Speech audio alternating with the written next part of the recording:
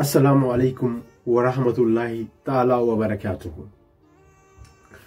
O video do ko yewtugol en enen bibbe lagine, surtout enen be hunnobe kaaks, enen waranabe ben, enen bonnanabe ben, enen redabe ben, surtout non enen ko non message bu concerné en fuɗɗore pular sakkitore en français.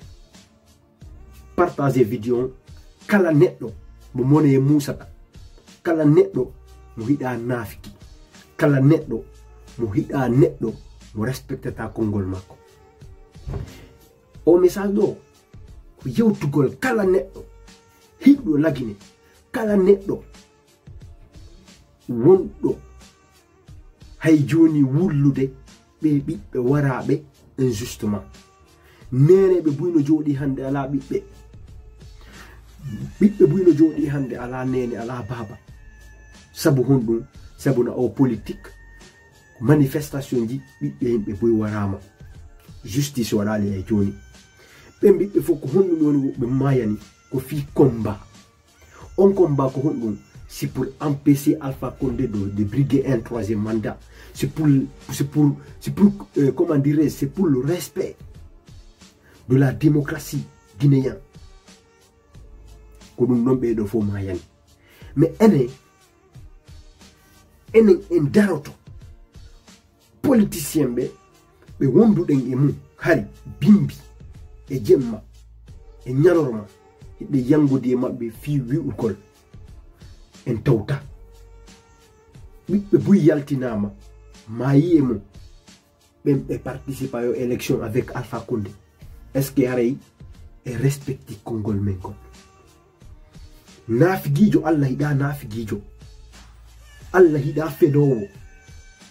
Sa wadire goddum god lut wadir gandal meta wadir bernde wadata politique mo wadiri bernde politique ko albalawo hebata, ko malkiseede hebata.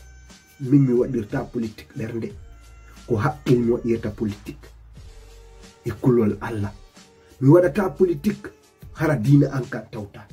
Dina ankan no interdise la yomi waro goddo, dina ankan no interdise la yomi utilise goddo fi no mi yomi hebu ngurda modda. Dina ankan no interdise lan do ko dum ko kala ko lundi e dina ankan mi combatay dum. Donc en doit famu depuis un goto kala participe do élection o perde élection, parce que Alpha Condé hay sinon o gagnaki élection no programme résultat no kanko gagné. Communauté internationale o kadi validé, parce que communauté internationale wondi Alpha Condé, parce que pour mabbe Alpha Condé ko élève jo moƴƴo, ça fait de ko jangana ko jo moƴƴo pour mabbe ummi wata o yewtude ha hande portoɓe be arali e leydi fi intervenugol ndi leydi ndi moƴƴi, ka Libye no ɗo, ka Iraq no ɗo, ka Syrie no ɗo. Hande ben no be perdi aduna mabbe, be perdi peji di fo. Donc dès maintenant ƴettete responsabilité ji men ɗin, responsabilité ji ko no ko ƴettu laawi ɗin mayin taw weeren kala ka opposant jo na non kadi opposant jo goto opposant ɓe fo yeere weeren ka mabbe wiyen be élection ala e ala yaade élection kamɓe Alpha Condé. Den doit empêcher de yo élection do laato mi toriki Allah so tawi koye gonga mi woni kala participe do élection si yimɓe maayay Allah kanko yo maayu harna ɓiɓɓe innocent woni maayude. So tawi ko gonga mi woni wolde, so tawi koye gonga mi woni, so tawi koye ho gonga mi woni, kala participe do élection opposant jo si ɓiɗɗo goɗɗo maayay Allah kanko e ɓiɗɗo makko maayu. Ko ɗum mi wattatorade lan andi non ɗum ɗo weltinta yimɓe buy, kono ko gonga kam ɓuri ka aduna ɗo yewtu gonga hay si a warete. Mais Allah kan harayno wonan ma kala julɗo, kala jon gandal, kala mo mone musata o jaɓay komi yewti kom, parce que ko hora gonga mon yewtude. Peuple de Guinée, soyons pour une fois responsables. Nous avons perdu beaucoup de jeunes. Pourquoi? C'est pour empêcher Alpha Condé de briguer un troisième mandat. Est-ce que nous sommes prêts aujourd'hui à pétiner tous nos martyrs? Nous sommes prêts à le faire. Si vous êtes prêts à le faire, moi je ne suis pas prêt à participer à cette élection. C'est pourquoi je demande à tous les Guinéens conscients d'empêcher cette élection. Je demande à la jeunesse guinéenne de se lever, de prendre les routes, de prendre les rues de la capitale pour dire non. Il n'y a pas d'élection avec M. Alpha Condé. C'est la meilleure solution. La meilleure solution, c'est d'empêcher Alpha Condé de participer à cette élection. Je vais vous dire une chose. Je veux que la Guinée change.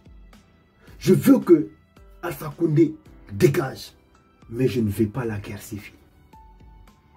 Parce que cette élection, Alpha ne va pas perdre. C'est moi qui vous dis ça. Alpha ne va pas perdre cette élection. C'est-à-dire, ce n'est pas parce qu'il va gagner. Il ne gagnera pas. Mais il va tricher. Et je vous dis, et je vous assure que cette soi-disant communauté internationale, ils vont valider cette élection. Ils vont accepter Alpha Condé comme président de la République de Guinée. Qu'est-ce que les opposants vont faire? C'est de dire au peuple de sortir. Et ils vont tuer, et tuer, et tuer. C'est ça la vérité. S'il vous plaît, peuple de Guinée, c'est dès maintenant de sortir. On ne peut pas Guinée, on ne voit pas info, yé wéron ka opposant bébé, wéron ka galle jima bé, yé bé yaltinangon, ko on ne peut pas warira. Wassalam.